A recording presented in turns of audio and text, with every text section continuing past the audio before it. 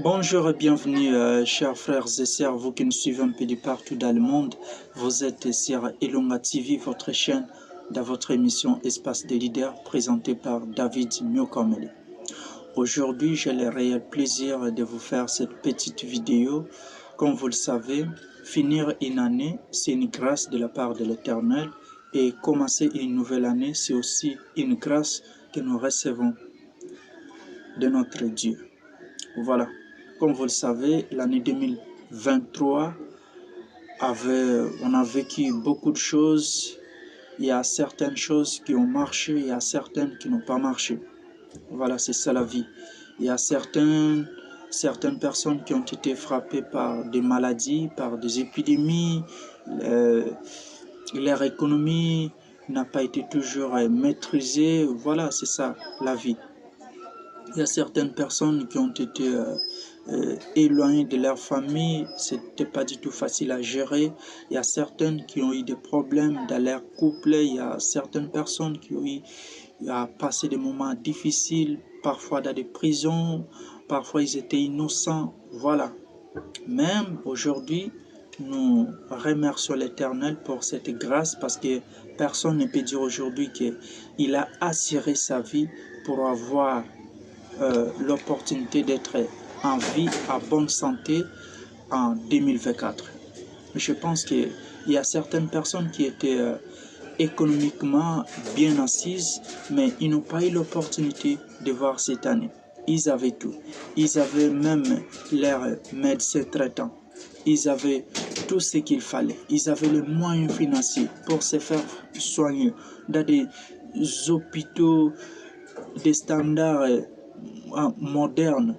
Ils avaient tout ce qu'il fallait. Mais toi et moi, peut-être on n'avait pas de moyens.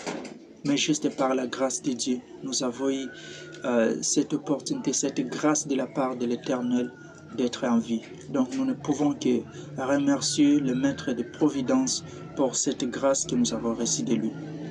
Alors, chers frères, comme je vous l'ai dit, ça n'a pas été facile. L'année 2023, il y a des gens qui ont connu des moments difficiles, parfois la guerre, parfois des maladies, parfois des épidémies, parfois la pandémie qui a fait coucher l'économie par terre, parfois on avait des problèmes financiers. Voilà, c'est un peu ça. Mais comme vous le savez, pour notre pays, la République démocratique du Congo, c'était une année exceptionnelle, une année qui a, n'est-ce pas, on a eu à assister à une organisation électorale. Et je vous rappelle que hier, le 31 décembre, c'était plutôt la proclamation provisoire des résultats pour le niveau présidentiel. Comme vous le savez, ils étaient 24 candidats qui étaient en lice pour ces élections, mais hier, celui qui a été le gagnant de ces élections, c'est plutôt le président sortant, M. Antoine Félix Tshilombo, qui est élu par la population congolaise avec le nombre de voix en termes de pourcentage de 73 voix, soit 73 voix. Voilà, c'est exceptionnel. Il a réussi avec distinction ces élections. Et je pense qu'il faut aussi remercier l'équipe organisatrice des élections, la CENI, la Commission électorale nationale indépendance, qui malgré certaines irrégularités évoquées dans ces élections, d'ailleurs le numéro 1 de la CENI a reconnu qu'il y avait certaines irrégularités. Il a reconnu tout cela, malgré tout, mais quand même il y a des élections. Il y a des côtés à féliciter, c'est-à-dire la CENI a respecté son calendrier et aujourd'hui on peut s'en féliciter. Et on a vu aussi quelque chose à apprécier, c'est que juste après des élections, la CENI a commencé à donner des résultats partiels, que ce soit pour les élections passées à l'étranger par nos frères et sœurs de la diaspora, mais aussi sur toute l'étendue territoriale ou nationale de notre pays, par province et par territoire. Vraiment, c'était quelque chose qui nous a donné une idée. Parce que si la proclamation de M. Félix n'a pas été une surprise, c'est parce que nous avons déjà eu une idée partant de ces résultats provisoires, ces résultats partiels que la CENI nous donnait tout au long de la semaine qui avait précédé, n'est-ce pas, le déroulement des votes et des dépouillements. Je pense que je ne suis pas conseiller du chef de l'État, mais je suis juste un simple jeune Congolais, je suis un citoyen. Mon souhait pour lui, je lui souhaite les meilleures choses possibles, que Dieu le protège, que Dieu lui donne de la santé, que Dieu lui donne la sagesse, qu'il soit intelligent, parce que c'est l'Éternel qui est la source de toute intelligence, qu'il soit sage pour conduire, pour être à la hauteur de ses responsabilités comme garant de la nation, comme président de la République. Je pense que vraiment, nous les souhaitons beau vent pour les 5 ans qui se présentent déjà devant lui, parce que je sais bien que le résultat est encore provisoire, mais s'il n'y a pas de changement, nous les souhaitons seulement bon travail, qu'ils puissent s'impliquer pour essayer un peu de changer l'image de notre pays, pour donner un peu les sourires aux lèvres du peuple congolais. Parce que aujourd'hui, nous avons beaucoup passé les moments de détresse. C'est-à-dire, nous ne méritons pas la vie que nous menons aujourd'hui. Parce que, si je ne me trompe pas, notre pays est le pays le plus riche du monde. Nous avons tout comme potentialité. Nous avons les ressources sous-sol et des sols, mais nous n'en bénéficions pas. Nous ne sommes pas les vrais bénéficiaires. Ça profite plutôt à d'autres personnes. Mais nous voulons que le président puisse s'impliquer pour que nous soyons cette fois-ci les premiers bénéficiaires de ce que nous avons comme richesse, de ce que Dieu nous a donné comme richesse. C'est ça. Et je pense que nous prions que Dieu puisse lui accorder toutes les bonnes choses pour qu'il puisse être à la hauteur de ses responsabilités, d'être un beau garant, un beau papa pour conduire, n'est-ce pas, ce peuple congolais.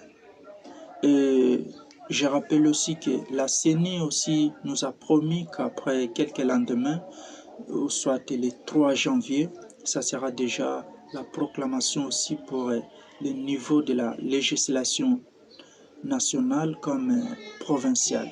C'est-à-dire d'ici 2 jours, 2 petits matins, nous allons écouter aussi les noms de ceux-là qui seront nos élus de la proximité, qui vont défendre l'intérêt de la population au niveau des assemblées nationales comme provinciales. Voilà.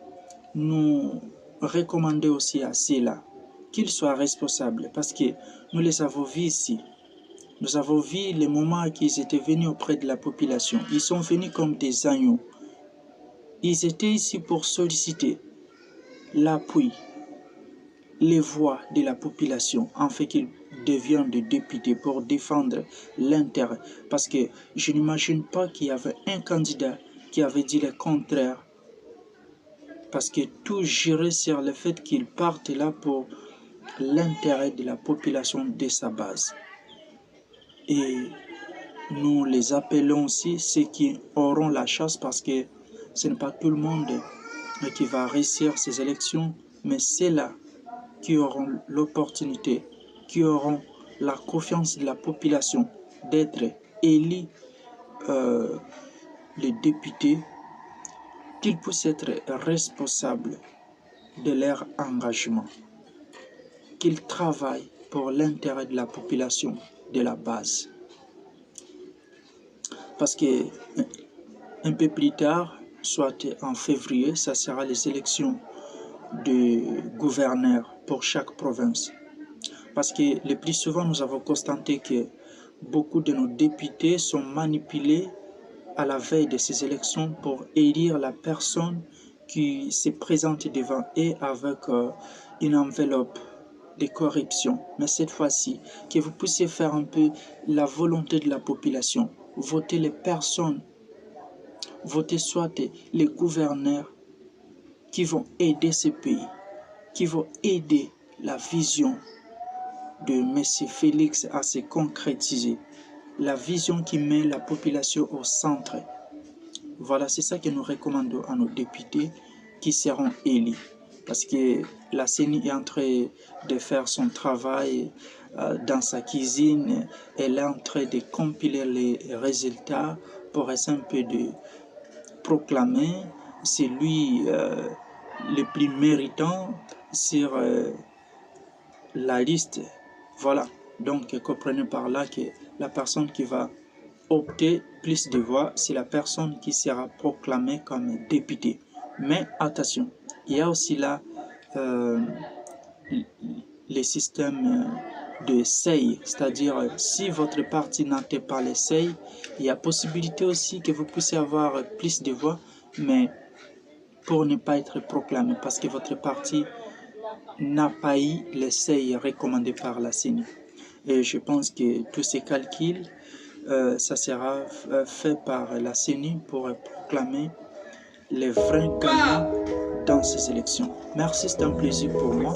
Rendez-vous à la prochaine pour un autre numéro. C'était David Newcomb.